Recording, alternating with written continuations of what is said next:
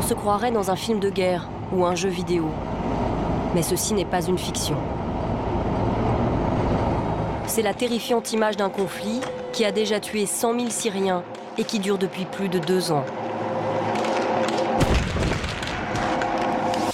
Vous savez, on est parti en pleine panique quand on a vu tous ces morts, tous ces blessés, tout ce sang partout.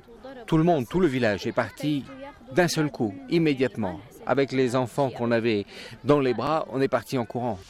Un chasseur de l'armée syrienne vient de larguer une bombe tout près du quartier où nous nous trouvons.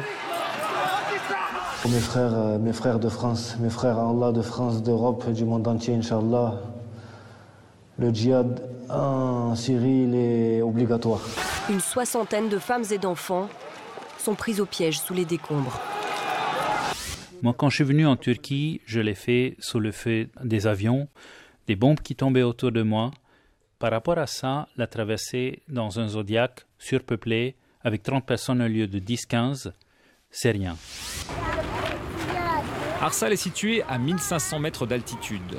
La nuit, en hiver, la température descend largement en dessous de zéro. Pourtant ici, il n'y a que des bâches en plastique pour se protéger du froid. Le froid et l'insalubrité, toilettes et douches sont depuis longtemps hors d'usage. Car le camp est surpeuplé, 1300 personnes pour 400 places. Des réfugiés qui manquent de tout. Les rats, on doit constamment déplacer la nourriture.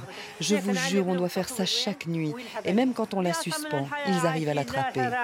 L'agence suédoise des migrations estime que le nombre de Syriens atteindra les 40 000 en 2014. La Suède, qui est citée comme modèle par le Haut Commissariat aux réfugiés. Je vous rappellerai quand même que nous avons accueilli 719 personnes qui ont fait l'usage de la possibilité d'obtenir un visa de la Syrie. La semaine dernière, Bruxelles a finalement débloqué une aide humanitaire d'urgence pour les Syriens réfugiés en Bulgarie.